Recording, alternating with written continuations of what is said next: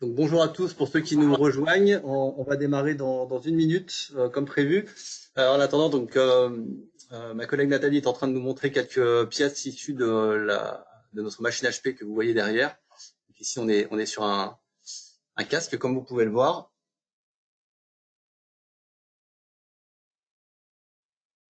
avec des parois relativement fines et une très grande résistance.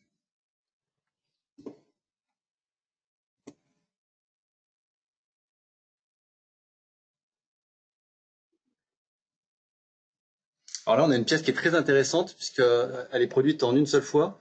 Les différents éléments sont imbriqués. Je sais pas, Nathalie, si tu peux faire bouger un petit peu les pièces à l'intérieur avec ta deuxième main. Hop, voilà. Voilà. Ouais, super. Comme ça, on se rend compte du jeu. Donc, vous voyez que c'est vraiment extrêmement fin. Donc, voilà le genre de pièce type où la poudre est vraiment pertinente et qui plus est avec cette technologie HP.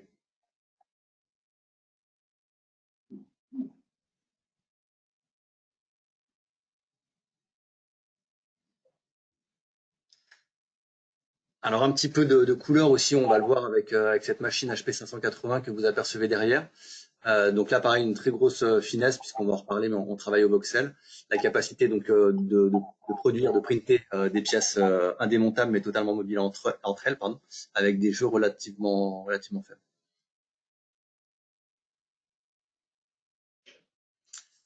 Allez, super, merci Nathalie. On te redérangera après. On va donc démarrer. Histoire d'être à l'heure, je vais laisser ma collègue Manon Jacquier reprendre la main. Manon, tu es là, tu nous entends? Oui, Oui, super. Donc voilà, si tu peux reprendre la main sur la présentation, on reviendra sur le showroom après.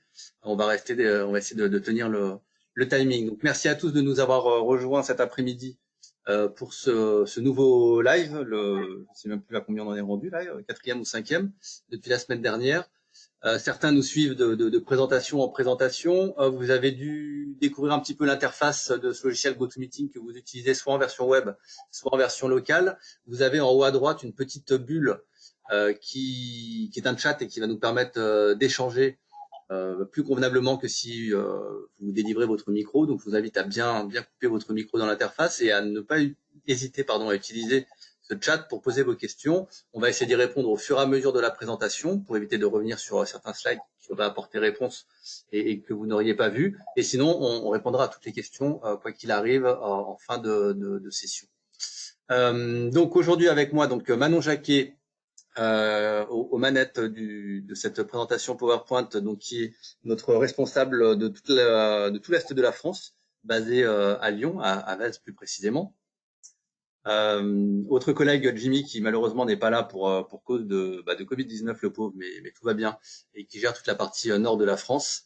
Nathalie, notre responsable ADV, qui se prête au jeu du coup des manipulations à distance dans notre showroom pour remplacer Jimmy, et moi-même. Et nous avons aujourd'hui la chance d'avoir avec nous Monsieur Xavier Tressel de la société HP. Xavier, tu nous entends?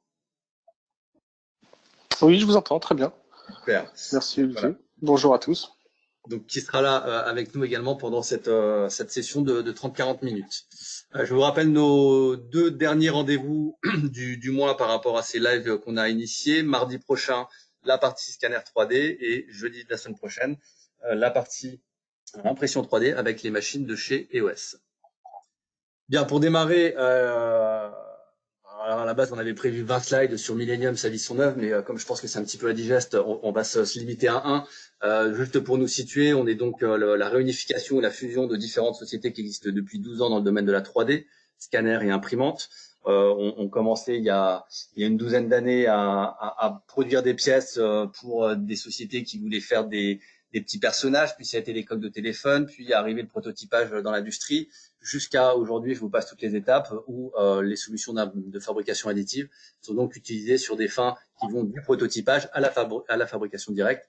Et HP en est l'exemple le plus poignant, je dirais, là-dessus, sur sa capacité à traiter de la production Je ne vais pas utiliser le mot de grande production ou moyenne production parce que ça n'a pas de sens. Personne n'a le même curseur au même niveau. Mais on est vraiment dans de la production additive avec les solutions HP. Notre métier, on est donc intégrateur de ces solutions 3D, fabrication additive et scanner. Nous ne sommes pas monomarques. On choisit les produits qu'on veut distribuer. Par contre, on a un devoir de conseil sur toutes les marques qui existent sur le marché, même celles qu'on n'a pas forcément au catalogue. Donc vraiment, ce qui nous anime tous les jours, c'est d'étudier vos réflexions par rapport à vos pièces, vos contraintes mécaniques, thermiques ou environnementales sur ce que va subir cette pièce en question, et de vous orienter vers telle ou telle techno, donc tel ou tel matériau ou telle ou telle marque. Donc voilà, donc ça c'est notre métier principal, donc c'est l'intégration. Derrière, si vous partez sur une technologie que nous distribuons, eh bien, on a évidemment toute cette partie intégration chez vous, donc qui consiste à installer, vous former sur la machine, vous former sur le ou les softwares liés à ce matériel et à gérer tout le SAV sur ce système. Donc voilà, on est avant tout utilisateur de nos machines et tous à la base technicien. Alors, si on doit comparer la chaîne de valeur industrielle et ce qu'on propose nous derrière, on propose donc différents types de solutions, je viens de l'évoquer. Je ne vais pas segmenter en vous disant qu'on a des machines pour la partie indus, des machines pour la partie proto, etc. Très souvent dans la fabrication additive, qui peut le plus, peut le moins. Et puis, si vous avez déjà des petites machines d'impression 3D dans votre entreprise, vous voyez bien tous les avantages que ça a pu vous procurer, au-delà de l'aspect peut-être juste prototypage. Mais voilà, l'idée c'est de vous montrer qu'on a, à travers ces différentes marques, on cherche pas à avoir le maximum de marques au catalogue, on veut vraiment avoir des produits qu'on maîtrise.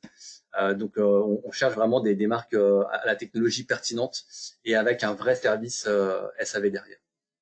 On l'a remis à droite, mais souvent pour nous, avant de choisir une marque, on choisit une techno. Avant de choisir une techno, on choisit des matériaux parce que ces matériaux vont répondre à un besoin. Donc encore une fois, ce qui nous anime, c'est votre besoin ou votre réflexion. Donc les pièces en question qu'on pourrait produire en additif.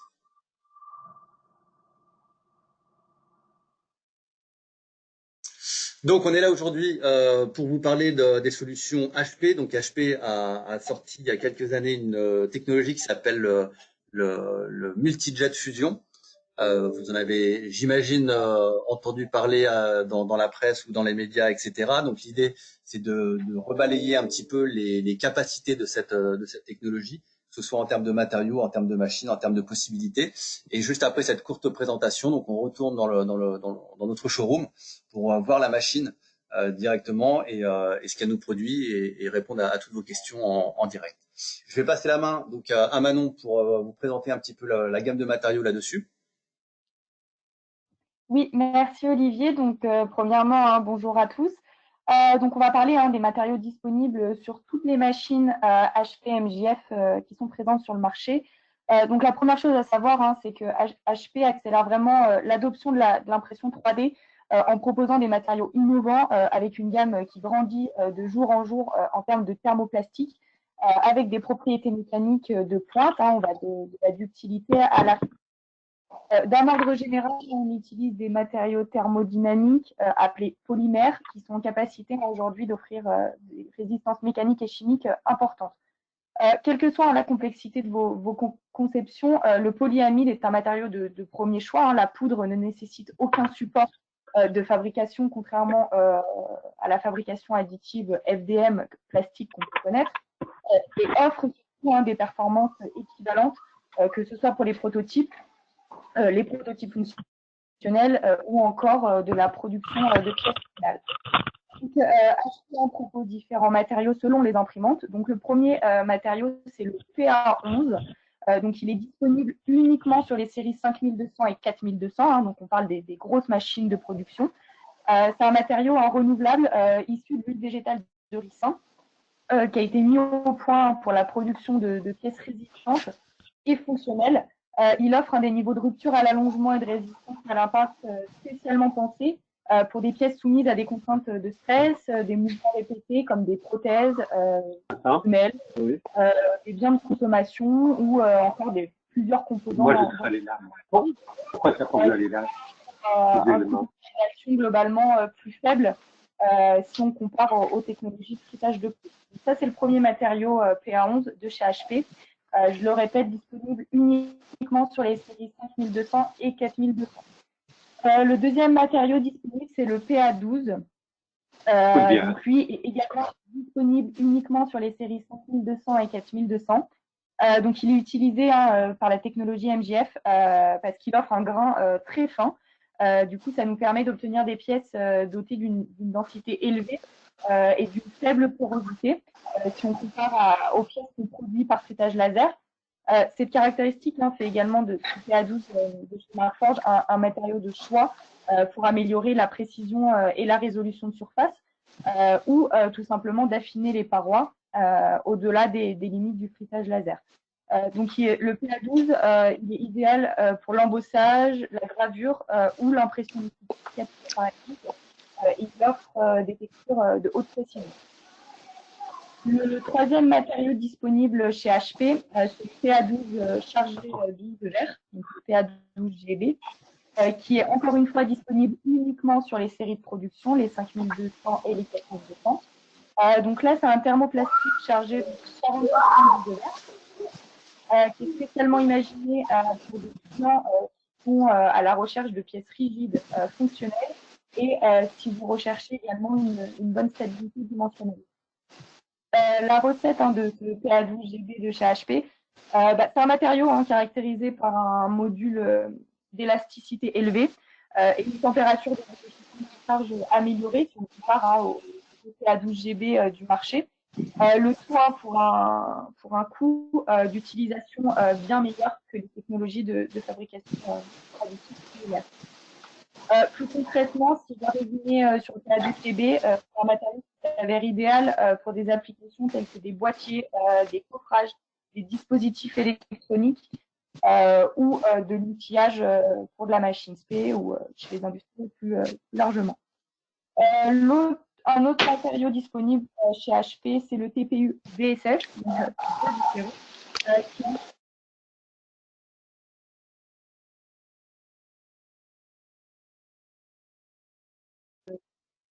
polyuréthane thermoplastique, comme son nom l'indique. Donc, on a des paramètres d'impression optimisés pour une meilleure manipulation. On accélère aussi, grâce à ce TPU, le temps de traitement quand on vient après dépoudrer notre pièce. Il est très adapté quand on veut faire de la production de structures en treillis. Il offre des possibilités de conception illimitées. Donc, les pièces créées à partir de ce TPU, encore une fois, offrent une excellente précision, ont un profil de propriété bien équilibré et solide, et ainsi qu'une grande flexibilité, d'où l'intérêt de ce TPU. Le deuxième TPU disponible, cette fois-ci uniquement sur les séries 4000, c'est le TPU Estan, qui a été donc spécialement formulé pour les machines MJF de chez HP. Donc, il offre une expérience d'impression plus efficace si on compare aux élastomères des autres technologies, encore une fois. Il imprime rapidement et il est aussi facile à dépoudrer parce qu'on le dépoudre plus rapidement. Il a moins besoin de redescendre en température. Et tous ces matériaux sont des matériaux réutilisables. HP permet de réutiliser environ 80% de la poudre à chaque run, nouvelle impression qu'on va lancer. Le dernier matériau, c'est le PA12CB. Donc, c'est un matériau qui est disponible uniquement sur les plus petites machines, si je puis dire, les séries 500 et 300. Donc, c'est un matériau aux mêmes propriétés mécaniques que le PA12 que je vous ai présenté il y a quelques instants. Simplement, il est utilisé sur les imprimantes séries 500 et 300 et il est nommé PA12CB pour ces machines-là. Donc ça, c'était en termes de matériaux que propose HP. Olivier, si tu veux rebondir sur les gammes de machines, peut-être. Ouais, merci Manon. J'en profite pour vous demander, s'il vous plaît, de bien couper vos micros parce qu'on est malheureusement tous en confinement. En tout cas, la majorité. On a des enfants et pas mal de bruit aux alentours, donc merci de bien couper vos micros. Et encore une fois, n'hésitez pas à utiliser la petite bulle en haut à droite de l'interface GoToMeeting pour échanger avec nous plutôt que vocalement. Merci. Donc oui, en effet, donc comme Manon le disait, donc vous avez compris, deux grandes séries, on va dire, une série orientée on va dire grosse production, même si encore une fois le curseur du gros ou du moyen n'est pas le même pour tout le monde. Donc on va avoir en haut les séries 5200 et 4200 qui vont être des machines en fait qui vont nous permettre d'avoir un roulement sur la chambre de fabrication. Donc de par ce fait, ça va nous permettre de produire beaucoup plus rapidement et d'enchaîner les productions sur ce type de machine. Comme Manon vous l'a dit, vous l'avez compris, je l'espère, sinon on y reviendra, que vous avez certains matériaux sur certains modèles de cette gamme que vous avez donc en haut de l'écran. J'espère que vous voyez mon pointeur. Donc sur cette gamme-là, on est sur des chambres assez généreuses, donc de 380 par 284 par 380, sachant qu'on exprime tout ceci sur le X, le Y et le Z, sachant également que, comme Manon vous l'a dit précédemment, on est ici donc sur une technologie poudre, ce qui fait qu'on n'hésite pas à empiler les pièces sur le Z, évidemment sur le XY également comme d'habitude, mais donc on travaille les pièces les unes dans les autres et les unes sur les autres. Ça c'est très important et c'est ce qui nous permet également d'ajouter de la productivité sur les machines HP grâce à cette technologie. Vous retrouvez en bas une série, alors pareil, on n'aime pas mettre les choses dans les cases, mais on est quand même obligé de vous guider un petit peu. Donc une série, on va dire, plus orientée sur du prototypage et de la plus moyenne production, je dirais. Donc avec les solutions de la série, ce qu'on appelle 500 dans notre jargon, c'est-à-dire la HP 540 et la HP 580. La 540, pour faire simple, ce sera le même modèle que la 580, mais sans la couleur, pour résumer très basiquement, et puis la série 300 qui est fraîchement arrivée. Sur cette gamme des séries 500 et 300, donc un plateau que vous voyez à droite, donc de 332 par à peu près 200, donc 190 par 248, et toujours évidemment cette technologie poudre qui nous fait produire les pièces les unes dans les autres, les unes sur les autres, comme on l'a dit tout à l'heure.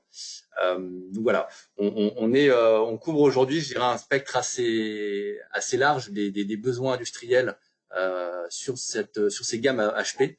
On peut aller sur, voilà, on a des clients, on peut malheureusement pas en citer beaucoup avec les clauses de confidentialité, mais des clients qui sont vraiment sur de la production série.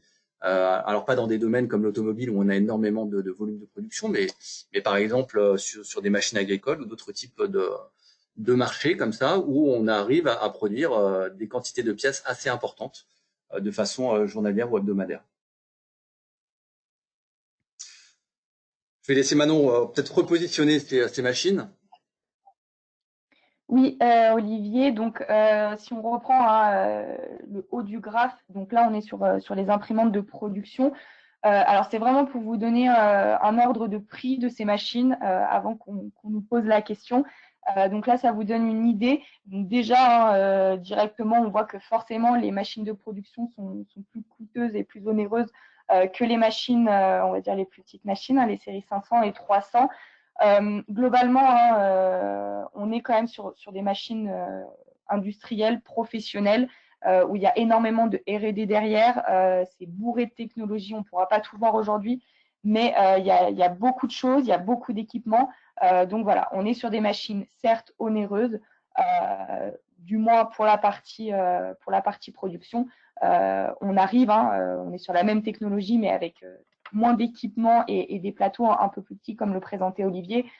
Sur les machines série 500 et 300, on arrive dans des tarifs plus communs, si je puis dire. Donc voilà, c'est vraiment pour que vous ayez une idée des budgets sur ces machines-là avec ce graphe. Alors oui, sur ce graphe, on va peut-être rester aussi 2 secondes sur ce graphique parce que souvent les gens nous demandent mais combien ça coûte. Donc vous avez à gauche l'échelle de prix des différentes machines. Alors on n'est pas le 1er avril et c'est pas une erreur. On a mis la 340 au point zéro. C'est pas que la 340 est gratuite, hein, c'est que la 340 a un mode de commercialisation qui est totalement différent qu'en fait vous connaissez et on y reviendra après, qui est un mode on va dire alors, je peux même pas dire locatif, mais c'est comme aujourd'hui sur une imprimante papier où vous payez à la page. Eh bien, c'est comme ça qu'est proposée cette série 300. On en reparlera après. Donc, vous voyez les 540, 580, à peu près le même taux de productivité, avec deux prix différents en fonction donc de la couleur ou du noir et blanc, et puis les 4200, 5200. Et on vous a remis à droite les matériaux disponibles, sachant qu'on a la même qualité de pièces, la même finition, la même précision à 80 microns sur l'ensemble de la gamme HP parce que technologie HP.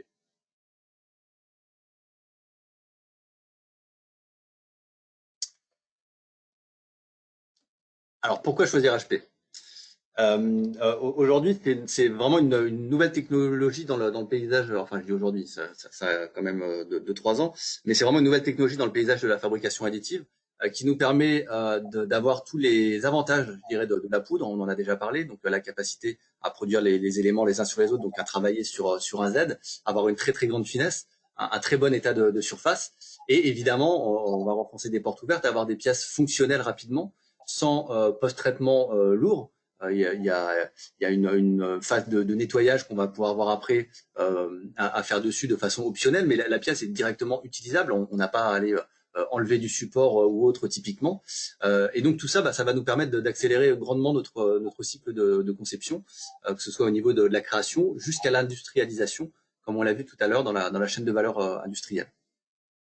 Et puis donc aujourd'hui, grâce à l'arrivée de cette série 500 et 300, on a vraiment comme je le disais précédemment, une gamme complète qui couvre à peu près tous les besoins, qu'ils soient à court, moyen ou long terme, avec également évidemment une possibilité d'évolutivité entre les gammes par la suite.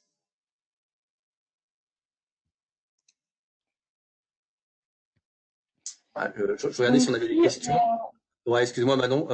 Regardez si on avait des questions. Je vois qu'il y a encore des gens qui demandent à d'autres de couper les micros. Alors moi, je ne suis pas gêné personnellement, mais je profite juste pour le rappeler. Coupez bien vos micros, s'il vous plaît, sur l'interface GoToMeeting. Vous appuyez sur les 2 petits bonhommes en haut avec le nombre de participants et vous verrouillez votre micro. Vous le coupez, s'il vous plaît, parce que ça en gêne certains a priori. Merci. Excuse-moi Manon. Pas de souci. Donc, on va voir le fonctionnement de ce procédé multi-jet fusion développé par HP. Donc, vous avez un petit schéma récapitulatif des grandes étapes d'impression. Donc, tout d'abord, comme toutes les technologies de fabrication additive, le processus, il débute bien avant ce schéma. Il débute quand on transfère notre fichier numérique CAO vers notre imprimante 3D. Donc, le processus MJF est similaire à la technique d'impression par projection de liant ou binder jetting pour ceux qui connaissent, qui fonctionne en fait en déposant un liant sur la poudre. Il a toutefois la spécificité de combiner un agent liant pour fusionner la poudre et un agent spécifique, donc c'est ce qu'on appelle agent détaillant, pour venir lisser la surface. Donc l'objet est ainsi imprimé couche par couche dans le bac de poudre. L'agent liant est déposé sur la couche de matériaux, là où les particules doivent être fusionnées. Et ensuite, donc, le second agent, l'agent détaillant, est déposé pour fusionner et créer la pièce. Chaque couche de matériaux est chauffée à l'aide des lampes. Donc c'est ce qu'on voit sur l'avant-dernier schéma énergie, afin en fait de venir faire réagir ces agents liants et pour que le matériau crée la pièce. Donc le processus MJF est plus rapide que le procédé SLS, parce que les lampes vont passer beaucoup plus rapidement que si on prend le frittage laser. Par contre, il requiert quand même une phase de post-traitement en sortie d'impression. Donc, une fois que cette impression est terminée, les objets et la poudre doivent tout d'abord être refroidis afin de préparer le nettoyage. Donc, on doit attendre obligatoirement que nos pièces et notre bac de poudre refroidissent. Une fois que cette étape est faite, on vient extraire notre objet de la poudre. On la passe au tamis afin de recycler un maximum de poudre. Je l'ai dit tout à l'heure, je le répète, on réutilise environ 80% de la poudre pour le prochain run, la prochaine impression. Et on finit de nettoyer notre pièce imprimée grâce à une brosse et à des souffleurs. Donc on voit que c'est quand même assez simple en termes de récupération de pièces. Donc aujourd'hui, nous, on a décidé de vous présenter et d'axer un peu plus la présentation sur la 580. Donc c'est l'imprimante que vous avez vue dans notre showroom au début de la présentation. Pour ceux qui ne l'ont pas vu, on revient sur la partie live à la fin du PowerPoint. Donc la 580, elle a exactement les mêmes fonctionnalités, elle utilise exactement la même technologie que celle que je vous présente depuis le début de la présentation. Donc on peut imprimer des pièces full color tout en conservant donc, ses propriétés mécaniques et la qualité des pièces. Donc cette imprimante 3D, elle s'adresse principalement donc aux équipes de R&D, aux studios de design, aux entrepreneurs. On peut également lancer des séries de pièces et faire de la pièce finie. Donc, elle peut aussi très bien s'adapter à un grand nombre d'industriels. Donc, je le répète, grâce à cette technologie MJF, qui est aussi présent sur la série 580, et ce fameux matériau PA12, on obtient des couches ultra fines. Olivier l'a dit tout à l'heure, on est à 80 microns en termes de précision, donc c'est plutôt très bien.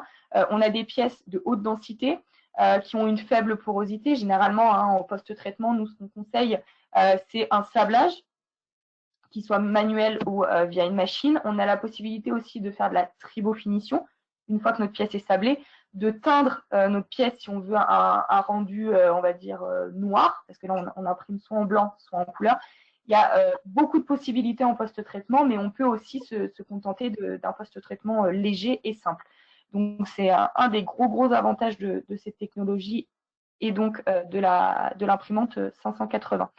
Donc, sur cette imprimante, on peut utiliser 8 agents chimiques, on le voit à l'écran, à la fois, ce qui nous permet d'avoir une gamme complète de couleurs. On remontrera aussi des pièces couleurs qu'on a dans notre showroom à la fin de la présentation. Donc, avec cette imprimante, il est possible d'imprimer les pièces 10 fois plus rapidement si on les compare à la fabrication additive FDM ou SLS. Et on réduit aussi forcément le coût par pièce et le temps de production. Donc voilà, c'est, on va dire, les gros avantages de cette technologie et de cette imprimante qu'on vous présente aujourd'hui.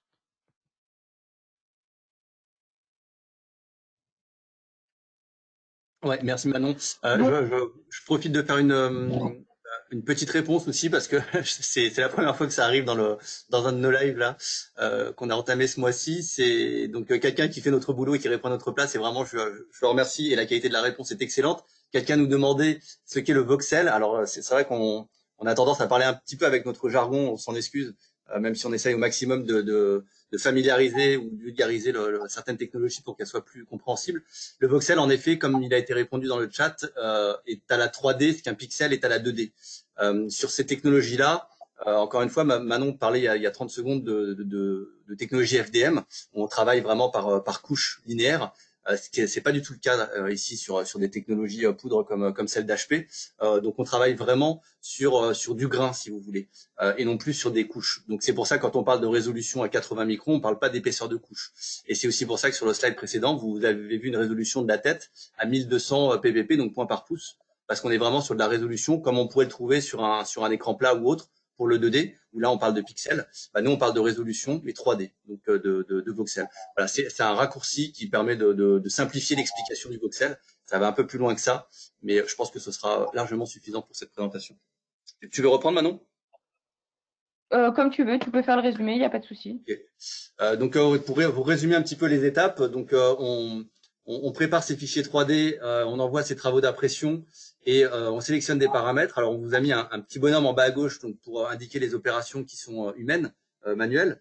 Tout ceci se fait à travers une solution software qu'on va revoir très rapidement très rapidement parce que on souhaite garder quand même du temps pour la partie live après.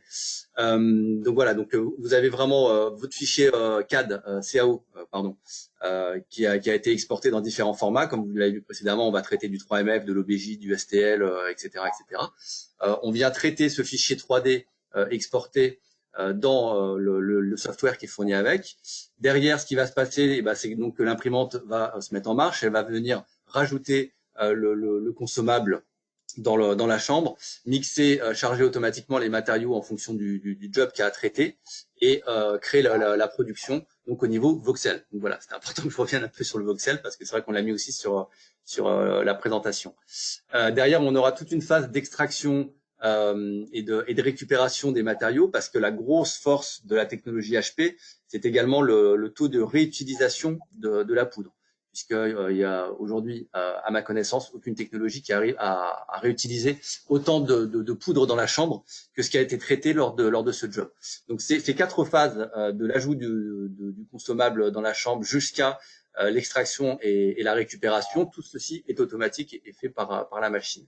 Derrière, donc, tâche à l'opérateur de venir récupérer les pièces, de venir enlever la poudre résiduelle qu'il pourrait y avoir, de passer éventuellement par une phase de nettoyage, d'accord, donc de l'aspiration, du soufflage, peu importe, et pourquoi pas passer sur une phase de post-traitement s'il le souhaite, donc comme Manon l'a dit précédemment, Ça peut être du sablage, de la tribofinition ou un autre post-traitement type peinture, vernis ou même reprise d'usinage, pourquoi pas. Voilà, donc sachant que la pièce est utilisable dès qu'on la sort de la machine, d'accord. Et encore une fois, comme je l'ai dit tout à l'heure, je me répète, il n'y a pas de post-traitement lourd pour venir enlever des carottes ou des matériaux supports quelque part, etc. C'est juste de la poudre à enlever.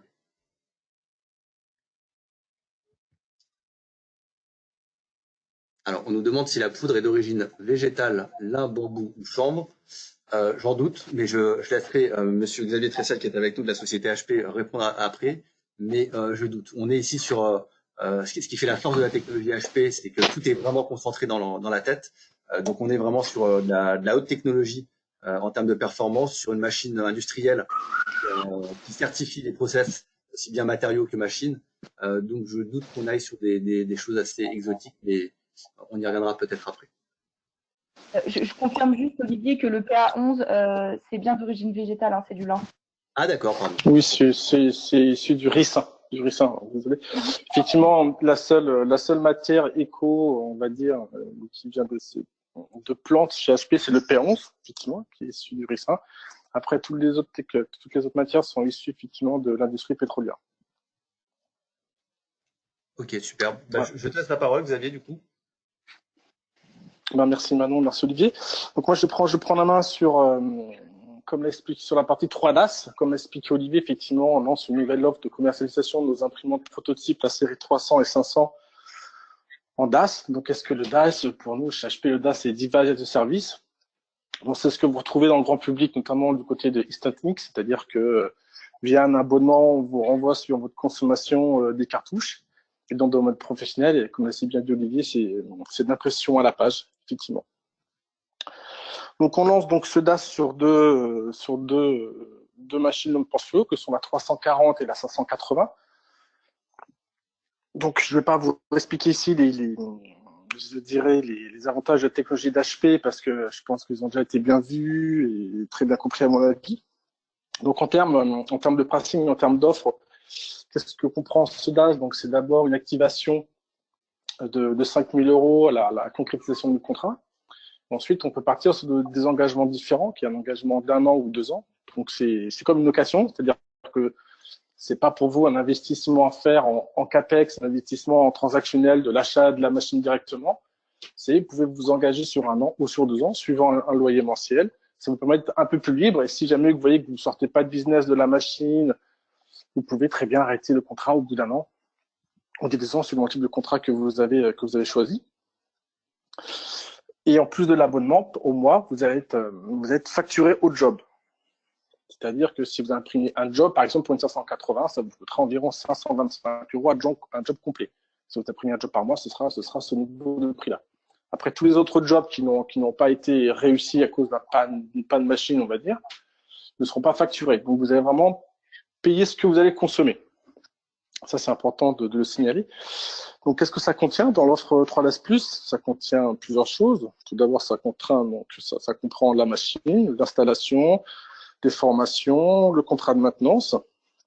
Le contrat de maintenance, on est ce qu'on appelle, nous, en ex-business day sur ce type d'imprimante. C'est-à-dire que s'il y a une machine qui tombe en panne dès le lendemain, avec un ingénieur, ce qu'on appelle un FSI, on vient avec la machine pour la réparer, pour minimiser vraiment les temps de ce qu'on appelle les downtime chez nous, donc pour que l'imprimante soit le plus productive possible.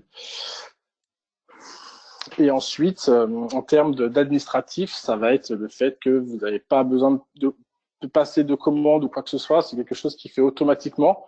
Les consommables que vous avez utilisés vont vous être envoyés de manière automatique.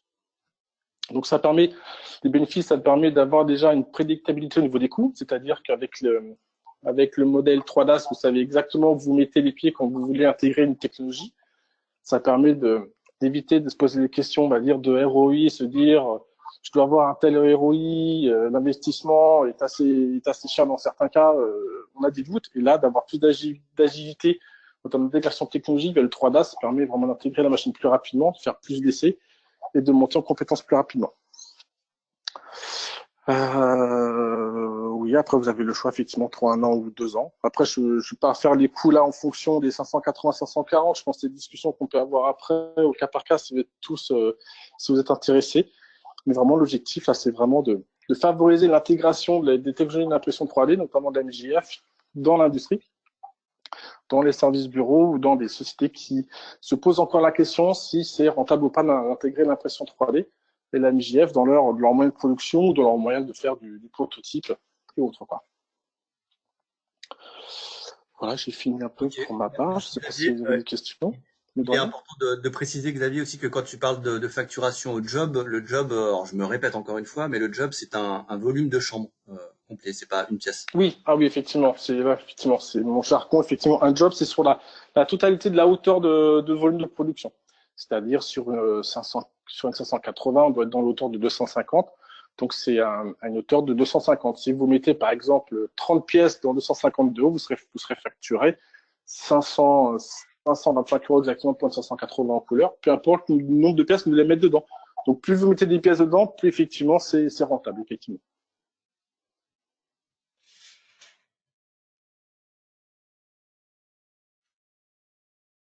Voilà, s'il y a des questions, il ne faut pas hésiter. Oui, il y a une question, c'est est-ce que c'est disponible aussi dans les dom-tom? Donc, jusqu'à preuve du contraire, oui. Oui, jusqu'à preuve du contraire, oui. Ouais. Ok.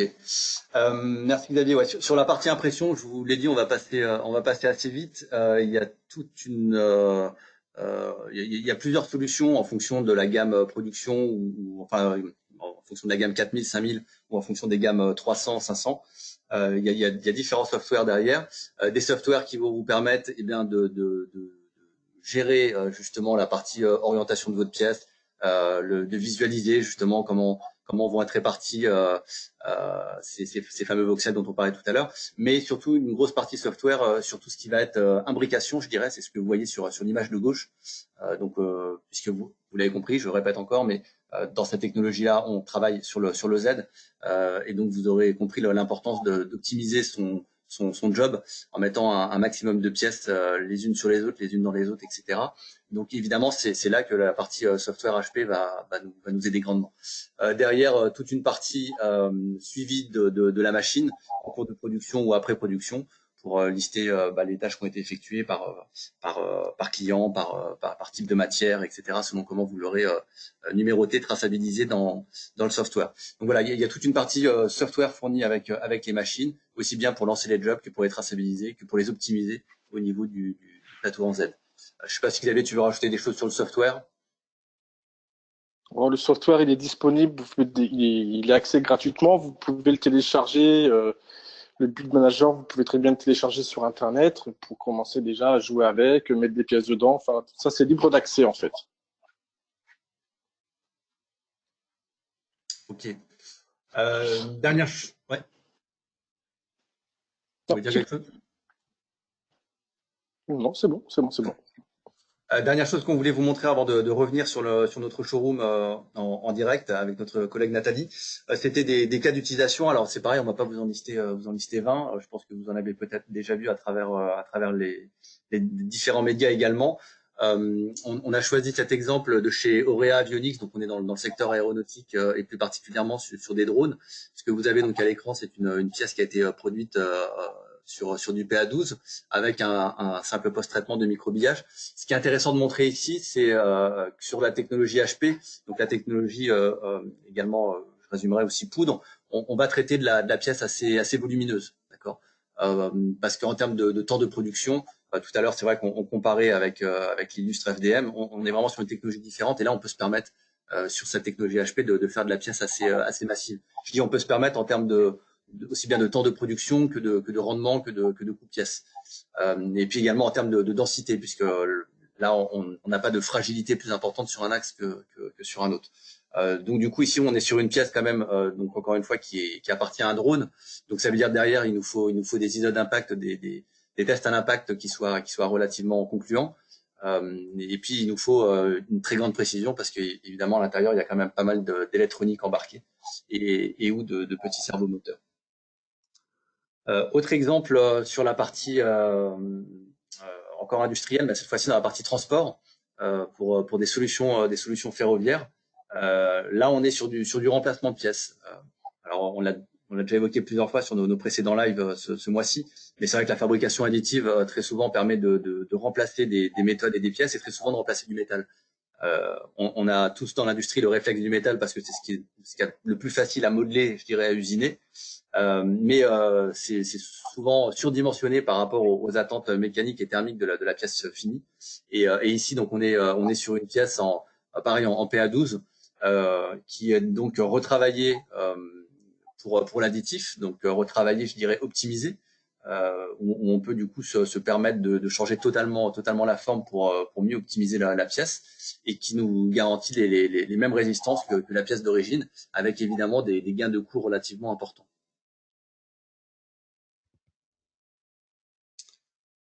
Et puis, dernier exemple qu'on voulait vous montrer, la société française Aereco. Donc là, on est dans des solutions d'extraction d'air.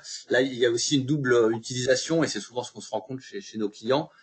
C'est que là, on a une première utilisation, vous le voyez sur les images de gauche, où on est sur du remplacement de pièces. Donc, je ne vais pas m'étendre plus, c'est un petit peu comme le cas précédent.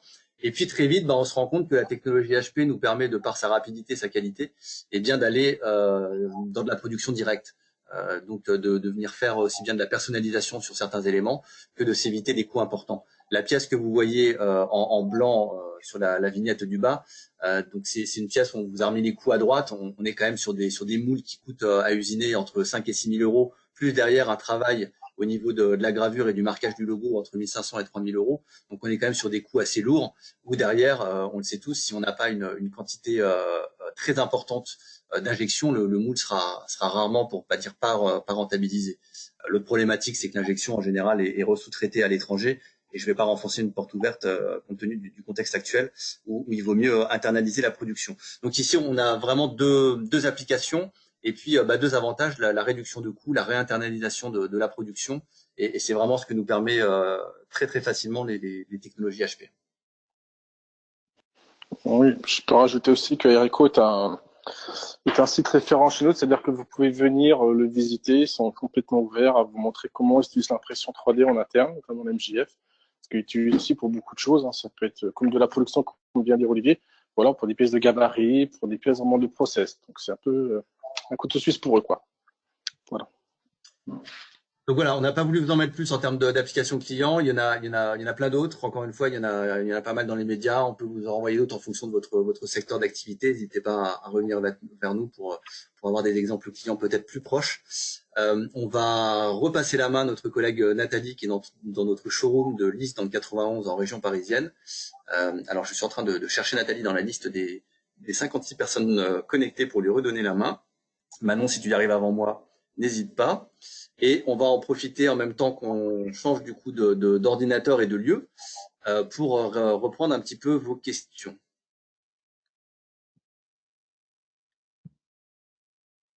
C'est bon, je l'ai trouvé. Super, merci. T'es plus rapide que moi. Les matériaux présentés sont uniquement utilisables avec les imprimantes HP. Alors, le consommable est du consommable fourni par HP, oui. Les PA12, PA11 sont des polyamides qu'on trouve aujourd'hui dans l'industrie. Je ne sais pas si ça répond à votre question, Alice. Mais voilà. HP, en fait, ce sont des matériaux brandés HP, développés par HP pour la technologie HP. Donc, ce type de matière-là, PA12, PA11, les autres ne pourront pas être utilisables sur d'autres technologies qui ont des process complètement différents de transformation de la matière, si vous voulez. Là, c'est vraiment des poutres spécifiques pour cette technologie-là. Il faut savoir, hein, je rajoute pour compléter ce que Xavier vient de dire, que HP travaille avec des BSF etc., des Ultrasen, etc., justement pour développer leurs matériaux. Les TPU et les matières que je vous ai présentées ont été développées uniquement pour la technologie MJF.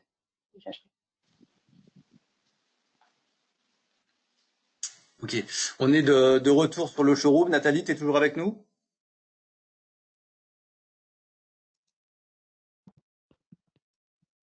Oui, toujours. Ah, super, merci. Donc je rappelle, Nathalie est notre responsable ADV sur notre agence et siège social de Lys dans le 91. Elle remplace Jimmy, donc qui est malheureusement convalescent pour cause de Covid-19, mais tout va bien. Donc du coup, voilà, c'est pas forcément, c'est la seule personne chez nous qui utilise pas les machines. Donc voilà, et elle nous permet de regarder ça un petit peu à distance. Alors Nathalie, est-ce que tu peux du coup nous ouvrir un petit peu la machine? Donc ce que vous avez, ce que vous voyez au fond de la salle, donc c'est notre HP 580. Donc vous retrouvez à gauche le chargement des poudres avec les barils comme dans le slide que Manon vous a présenté tout à l'heure. Vous retrouvez à droite la partie avec tout ce qui est coloris, et puis en haut donc la partie chambre. Donc là on est sur une machine où nous on a préféré remettre un extracteur d'air, c'est pas impératif sur cette gamme de machines, ça l'est sur les séries 4000 et 5000, mais voilà, c'est pas plus mal. Et puis on va avoir différentes pièces posées sur la table. Nathalie nous les présentera au fur et à mesure. Alors on va se tenter un truc. On va tous s'accrocher. Est-ce que Nathalie, tu peux nous amener un peu plus proche de la machine? Peut-on s'approcher? Quelqu'un demandait justement. Oui, on y va. J'espère que vous n'allez pas le regretter. Voilà, donc vous avez à droite la tête de cette HP 580 qui est ici. Donc, qui va avoir ce mouvement XY pour traiter chaque couche avec la poudre, avec les liants, etc. Et puis donc on travaille dans la chambre que vous voyez sur la partie centrale. Alors si tu arrives à nous faire une vue plongeante, Nathalie, ce serait génial qu'on se rende compte un petit peu de la profondeur, voilà, de la chambre, du puits. Donc pour vous donner aussi une idée du volume de fabrication de cette 580.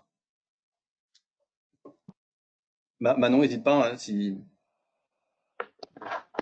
Oui, il y a des questions sur les précisions dimensionnelles et les tolérances. J'aimerais juste revenir là-dessus. Donc, on a parlé hein, d'une précision d'épaisseur de couche, même si, comme Olivier le disait, c'est pas le mot exact, de 80 microns. On est à peu près sur les mêmes tolérances que sur le SLS, pour vous donner une idée. Il faut savoir que sur les détails de pièces qui sont fabriquées en MJF, on est un petit peu variable hein, dans les plages de dimensions. On a des tolérances assez différentes en fonction de la topologie de la pièce. Il faudrait que je peux vous donner hein, des chiffres de tolérance que nous on a testés, mais il faudrait quand même qu'on sache quelle pièce c'est et ce que vous attendez en termes de tolérance, parce que c'est assez variable sur cette technologie-là. Donc vous avez vu à gauche, on a donc toute l'interface IHM avec l'écran tactile sur la machine. Également, je sais pas Nathalie, si tu peux t'approcher un petit peu de l'écran. Donc quand on ferme le capot, évidemment, on reste libéré la partie écran tactile, l'arrêt d'urgence qui est à côté, les différents boutons marche. Donc on navigue par menu ici sur le job en cours, etc. Sachant que tout est répété sur le logiciel qui est connecté à la machine. Donc juste en dessous de l'écran, vous avez la partie ici où vous venez insérer vos consommables. Donc là, vous voyez, on n'a pas de poudre apparente, etc. lors des changements. Non, il y a une cartouche. Effectivement, il y a une cartouche pour la poudre neuve, une cartouche pour la poudre recyclée, avec ces fameux 80-20 dont on parle depuis tout à l'heure. Donc, on rajoute à chaque fois que 20% de la cartouche neuve.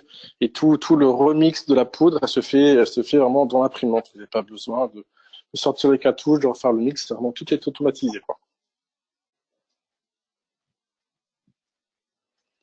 Et à droite, on voit là où on va plugger les cartouches d'agent. Donc, des cartouches pour les couleurs primaires. Donc, et des cartouches pour les agents de fusion, les agents détaillants. On t'a expliqué Manu le fonctionnement tout à l'heure. Okay. C'est vraiment très plug and play en fait hein, comme technologie. Hein. Alors, on a une question en français aussi, Xavier. J'espère que le monsieur comprendra peut-être une question en anglais, pardon. J'espère qu'il comprendra la réponse en français. C'est est-ce qu'on peut faire varier les épaisseurs de couches au sein d'un job? Alors, j'avoue que je comprends pas trop la question parce que le job est lancé, il a forcément une épaisseur à 80 microns.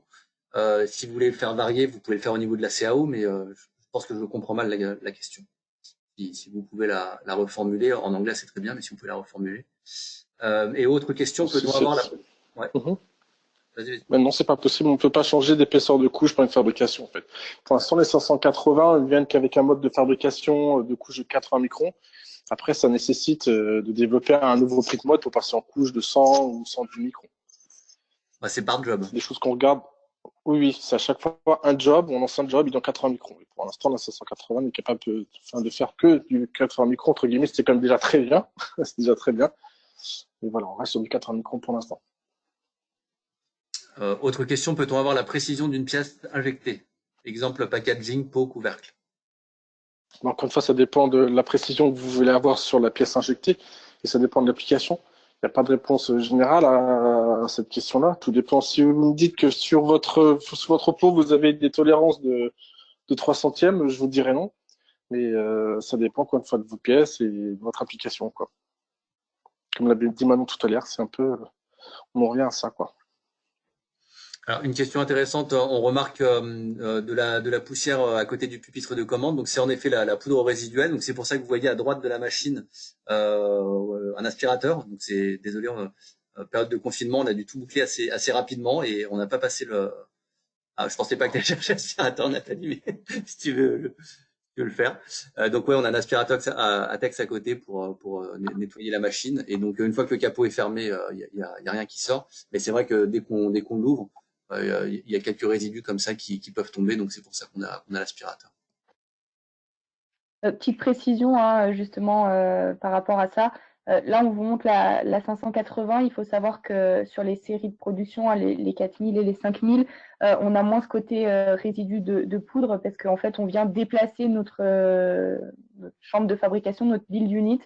Et donc, la poudre est vraiment concentrée uniquement sur cette partie de la machine qu'on vient déplacer entre l'imprimante et la station de post-traitement, de Ouais. nettoyage.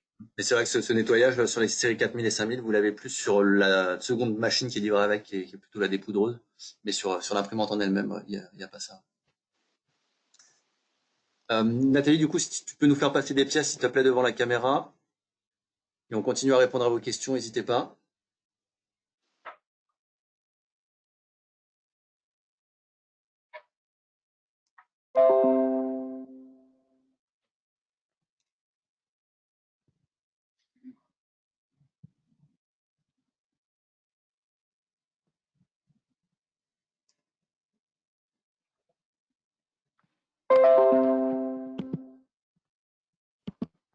Des conditions particulières pour le stockage de la poudre, Xavier, température, humidité. C'est dans des conditions classiques. L'humidité, ça doit varier entre 30 et 70%. Les températures, on sait bien de pas les faire varier entre 20 et 30 degrés. Je préconiserais même entre 23 et 27 degrés si c'est possible, mais c'est bien que ça reste dans les conditions de faisant la machine. Ce que je vous conseille, c'est de garder la poudre ou les agents dans les conditions d'opération de l'imprimante. Parce que si vous les stockez dans des endroits ailleurs qui est peut-être plus frais, moins humides, et que vous les mettez directement dans la machine, ça peut créer des problèmes. Il faut quand même que le temps que la poudre et s'habitue à l'atmosphère ambiante de la façon dont on va être traité.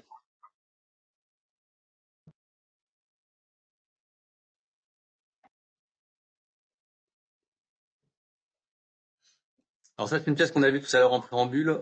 Pareil, Nathalie, si tu peux la faire bouger un petit peu à l'intérieur. Là, on se rend compte vraiment de la finesse. Donc les pièces sont imprimées en une seule fois, elles sont d'un seul tenant.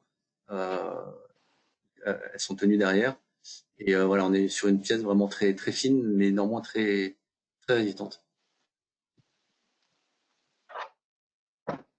On a une question, Olivier. On nous demande si les pièces que vous êtes en train de passer à l'écran avec Nathalie ont subi un post-traitement. Alors non, il n'y a pas eu de tribofinition sur le casque et sur la pièce, enfin, la multitude de pièces imprimées en une seule fois. De mémoire, on l'a simplement sablé légèrement pour enlever le restant de la poudre. Il n'y a pas eu de tribofinition sur ces pièces.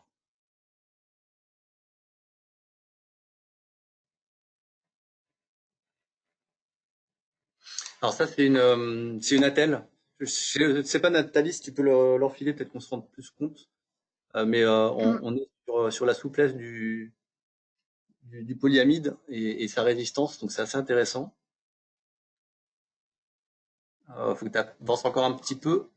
Super. Voilà, impeccable.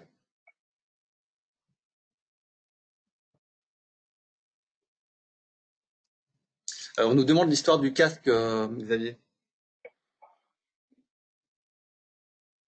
L'histoire du casque, c'est-à-dire, c'est Quel est- le casque coupole en fait, qui est effectivement utilisé pour. Alors là, c'est coupole. Excusez-moi, je suis à la maison avec mes enfants. Merci, mes enfants. Désolé. L'application, bah, c'est un casque en fait. Alors je sais pas si celui-là il est utilisé dans la vie de tous les jours. Tout ce que c'est que celui-là il a servi en tant que proto. Mais ça, c'est la première version du casque, parce qu'on a fait, il y a une deuxième version avec Coupole qui est beaucoup plus fonctionnelle, où on le fait en TPU, avec à l'intérieur tout un système d'amortissement, en fait. Ouais, Euh, c'est des casques d'appareillage orthopédique de mémoire qui Non, sont celui-là, non. Celui-là, non. là, non.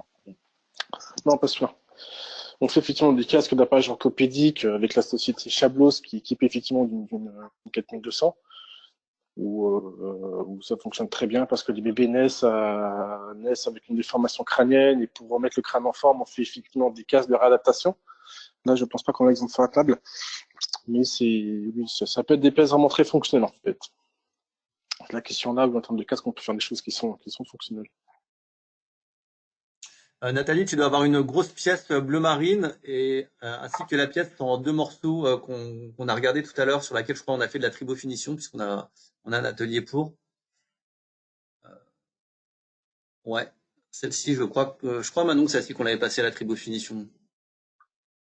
La double pièce? Ouais. Oui, c'est ça, oui. Donc là on a 2 pièces d'un gros fabricant de matériel électrique, on va dire. Oui, derrière on a une tribofinition. Alors vous avez différents post-traitements, on en a parlé, le sablage, la tribo. Nous on utilise beaucoup la tribo, c'est vrai. Là vous voyez qu'on est sur une pièce qui est intéressante parce qu'elle a des parties massives et fines à la fois. Et encore une fois, c'est tout l'intérêt de ce polyamide qui va résister à la tribofinition. Et c'est important de préciser, hein, Olivier, c'est une pièce qui n'a pas du tout été designée pour l'impression 3D. Hein. Oui, on On l'a a faite vraiment pris le brut fichier d'injection. d'injection. Ouais. C'est vrai que la version d'après, elle avait été refaite pour l'alphabet additive. Une question intéressante, faut-il attendre un certain temps après la création de la pièce pour éviter le phénomène de gauchissement? Ah oui, celle-ci a été sablée. Ouais. Donc oui, Bah, il en faut fait, attendre. normalement, dans la, Pardon. pardon, excuse-moi Olivier, du coup, dans la machine, en fait, elle refroidit, les pièces refroidissent dans la machine, dans la 580. Donc, une fois que la machine est prête, vous pouvez ouvrir le capot, sortir le pièce, c'est-à-dire que le refroidissement est déjà passé, il n'y a plus qu'à sabler, et ensuite utiliser les pièces. Donc, dans la série 580, une fois que vous avez accès aux pièces, il n'y a plus besoin d'attendre plus de refroidissement.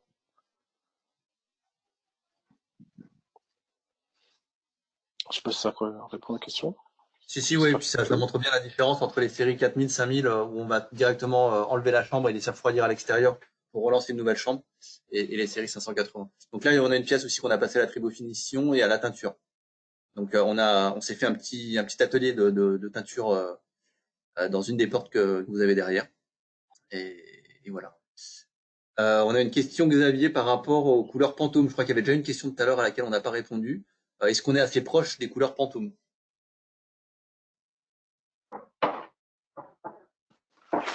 Je dirais oui, mais après je connais pas la précision exacte à partir de laquelle quel est le degré de précision que l'on a sur le maintien des couleurs en râle ou en Pantone. Donc on essaie de s'en rapprocher, c'est sûr. On a un éventail de palettes de couleurs qui est quand même assez conséquent. Hein. HP, la couleur, on fait ça depuis 20-30 ans, parce que cette technologie-là d'impression 3D est vraiment liée à tout ce qu'on sait faire sur la partie impression 2D.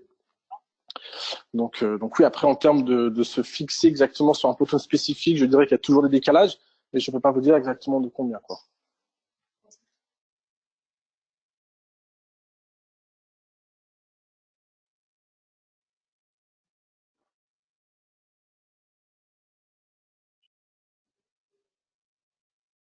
Alors là, ouais, sur cette pièce cube, on retrouve toute la finesse, encore une fois, de la techno MJF.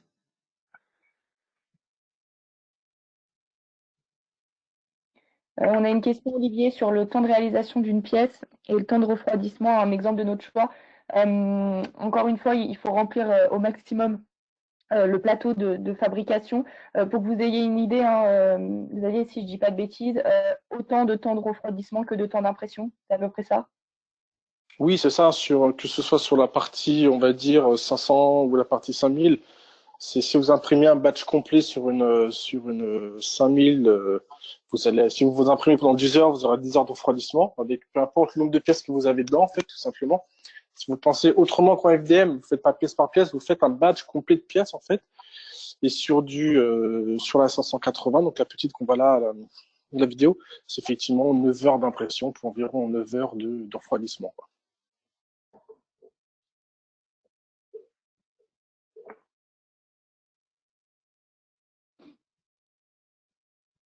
Je vérifie qu'on n'ait plus de questions. Je vais reprendre la main, Nathalie, juste pour remettre nos coordonnées pour toutes les personnes, si on a oublié des questions, si vous avez des questions plus précises, si vous voulez qu'on fasse des études sur les topologies de vos pièces, voilà, ça peut être intéressant. Je te coupe ça. Donc ouais, n'hésitez pas. Donc Manon couvre encore une fois tout l'est de la France. Normalement, vous devriez avoir ses coordonnées. Jimmy, toute la partie nord, moi sur la partie sud-ouest. N'hésitez pas à revenir vers nous et nous solliciter avec vos réflexions, avec vos pièces, avec vos contraintes, encore une fois, mécanique, thermique, environnementale, etc., que vous pouvez avoir à traiter sur ces pièces pour qu'on étudie la faisabilité, la rentabilité de cette super technologie HP. Voilà, on a un petit peu dépassé le chrono, on s'était fixé 45 minutes.